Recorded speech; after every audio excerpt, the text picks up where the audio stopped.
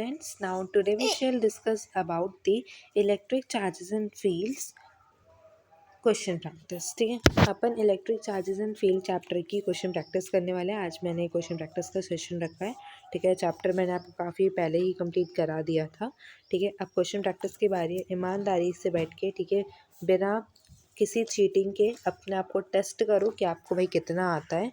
और अगर आपने अपने आप की प्रिपरेशन को बूस्ट नहीं करके रखा, जैसे हमारा चैनल का नाम ही है स्टडी बूस्ट, और अगर आपने प्रिपरेशन को बूस्ट नहीं किया है, प्लीज़ यार एक बार जाके चैप्टर को गो थ्रू करके आओ। ठीक है, वैसे भी मैंने ना काफ़ी छोटी छोटी वीडियोस बनाई हैं। ठीक है, 20 मिनट की तो मैक्सिमम वीडियो होती है। ठीक है, अब आप अगर 20 मिनट भी बैठ के कंसिस्टेंसी के साथ नहीं पढ़ सकते हो तो इट्स योर फॉल्ट है। तो जाओ उन वीडियो को गो थ्रू करो एक बार। ठीक है, जल्दी जल्दी, और फिर इस सीरीज में आ जाना। ठीक है, चलो स्टार्ट करते बिना टाइम वेस्ट किए। ठीक है, अगेन 20 मिनट का ही लेक्चर होगा। ठीक है, स्टार्ट करते हैं। सबसे पहले MCQ क्वेश्चन। ठीक है, क्या है क्वेश्चन में? Figure two positive charge Q2 and Q3।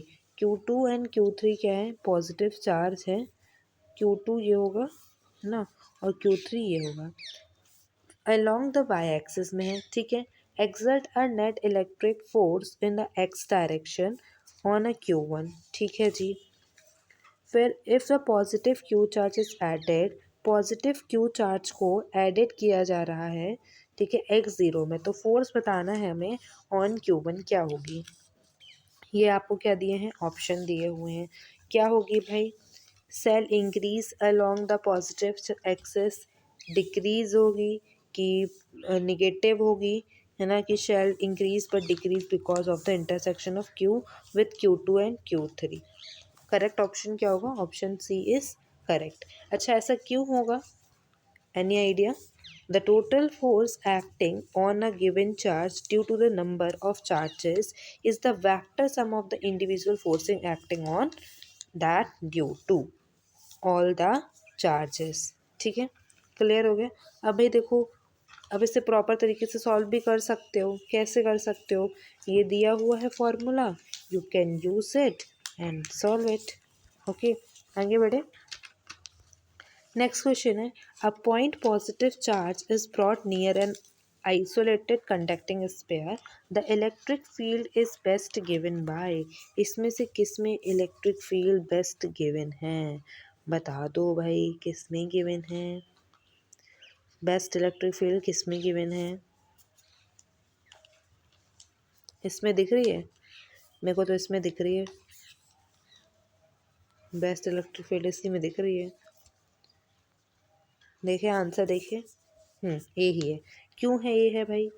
The electric field line, the electric field line comes out positive charge and go into negative charge. देखो, पॉजिटिव चार्ज से आ रही है, पॉजिटिव चार्ज से आ रही है, नेगेटिव चार्ज पे जा रही है।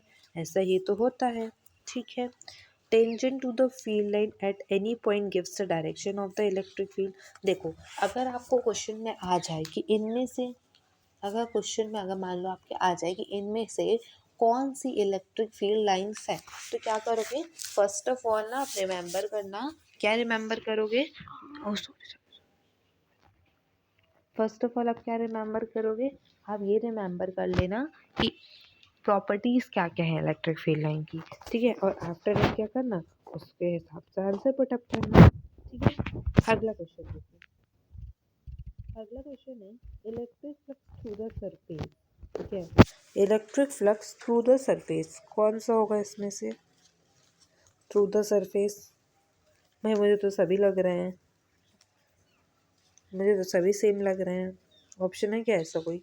हाँ देखो, ऑप्शन डी में है, D is the same for all figure.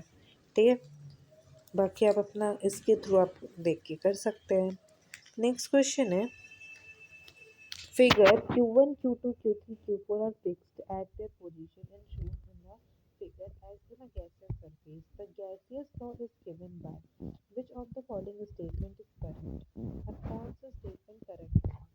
E on LHS the above equation will be contributed Q1, Q5 and Q1, Q5 and Q3.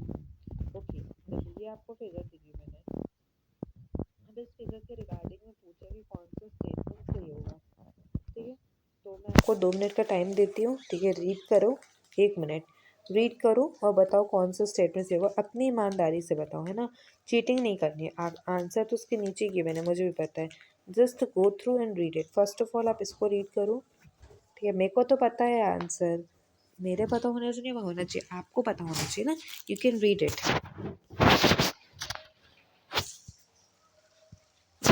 Sorry for my mistake है। मन क्यों नहीं हो रहा?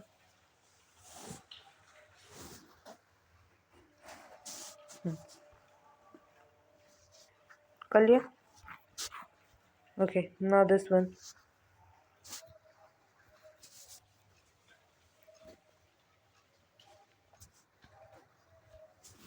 ऑप्शन बी इज करेक्ट, ठीक है। Option B सही है। क्या यही आंसर आ रहा है सबका? E on LHS, E on LHS above the equation will contribution from all the charges, while Q on RHS have contribution from Q2 and Q4 only, ठीक है। Option B is correct. हाँ, ये है इसका conclusion given है, आप देख लेना। Okay, next question is figure shows electric field lines in which electric dipole P is placed as shown. Which of the following statement is correct? Electric dipole not experience one force, wrong, ऐसा कुछ नहीं होता है, ठीक है। Next, dipole will experience a force towards right, 9। dipole will experience a force towards left, हाँ of course अब यही होगा। The dipole will experience force upward. ये देखो भाई, ये देखो, ये इसका एक्सप्लेनेशन एक देखो, एकदम सही गिवन है। इससे ज़रा आप कंसेप्ट भी याद करो, है ना। मैंने आपको एक कंसेप्ट वी का बताया था, है ना, डेल ई का कंसेप्ट बताया था। इस साइड देखो, इस साइड देखो करके बताया था। एक होमवर्क दूँ इसी लेक्चर में, ठीक है। ज़रा आप मुझे इसकी ई और वी निकाल के बता दो, इसके निकाल के बता दो और इसके निकाल के बता दो, ठीक है। और पेन कर देना कमेंट में, मैं कमेंट सेक्शन ऑन रखूँगी, ठीक है। इसमें पेन कर देना कमेंट सेक्शन में।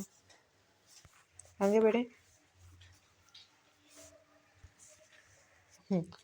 A point charge plus q is placed at a distance t from an isolated conducting plane. The field at a point P on the other side of the plane is the direction perpendicular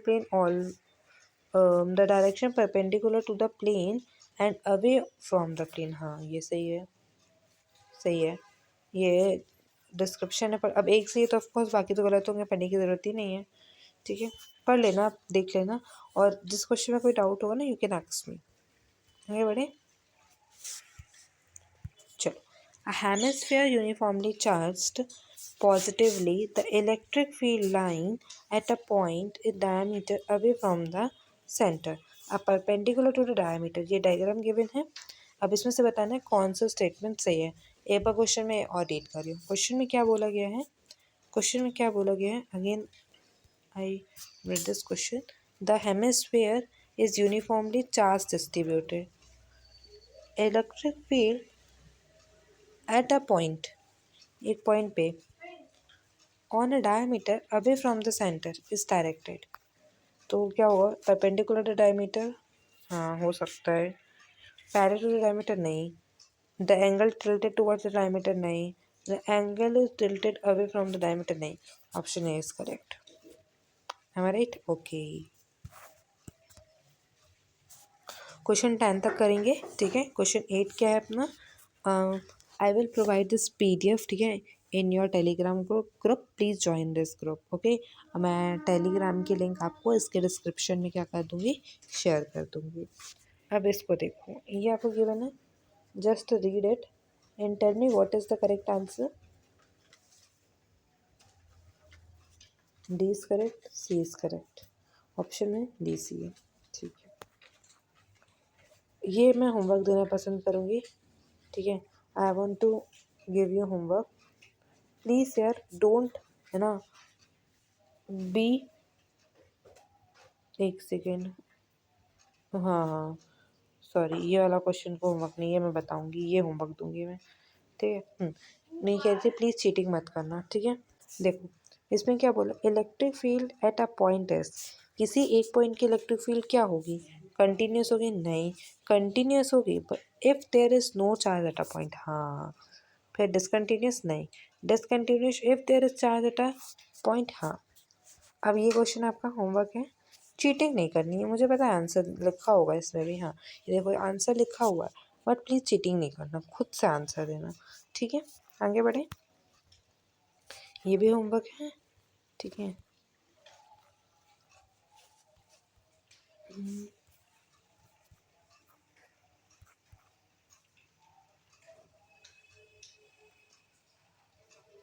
ये 2 question homework में, ठीक है। एक ये वाला question है homework, total 3 है, ठीक है। और एक ये वाला होमवर्क है, और एक ये होमवर्क है, ठीक है। 13 क्वेश्चन, अच्छा 13 तक के होमवर्क करके आना, ठीक है। फिर 14 से अपन क्लास में करेंगे, ठीक है। नेक्स्ट क्लास में अपन 14 से स्टार्ट करेंगे। टोटल आपको 4 क्वेश्चन, ठीक है, होमवर्क गिवन है। अच्छा एक चीज़ आप और आपको बता दूँ मैं, सारी डेरिवेशन की एक मैं आपको पीडीएफ बना के सेंड करने वाली हूँ, पीडीएफ नहीं मतलब पेजेस ही हैं, ठीक है। पहले चैप्टर की सारी डेरिवेशन की आपको वो मिल जाएगी, ठीक है। आज शाम तक मैं अपलोड कर दूँगी टेली में, आप वहाँ से देख लेना। और एक और सरप्राइज़ है, ठीक है, शॉर्ट्स में, ठीक है। आज से एक सेकेंड, हाँ, आज से शॉर्ट्स में, ठीक है, नीट के, इतनी बड़ी इन्फॉर्मेशन लीक कर रही हूँ मैं, थोड़ा डार्क करने दो, ठीक है। आज से शॉर्ट्स में नीट के PYQ रिवील कर दूँगी मैं, रिवील करूँगी मतलब कि कराऊँगी खुद से, ठीक है। शॉर्ट्स में होगा, 1-1 मिनट में हम सोल्यूशन करेंगे, ठीक है। क्वेश्चन देखेंगे, 1-1 मिनट में हम सोल्यूशन करते चलेंगे, ठीक है। शॉर्ट्स में करेंगे लेकिन, ठीक है। चलो तो थैंक यू गाइस, है ना। आज के लिए इतना ही काफ़ी है, लेकिन नेक्स्ट क्लास में क्वेश्चन नंबर 14 से हम कंटिन्यू करेंगे। एक्चुअली देखो नेक्स्ट क्लास में मिलते हैं, ठीक है। Thank you.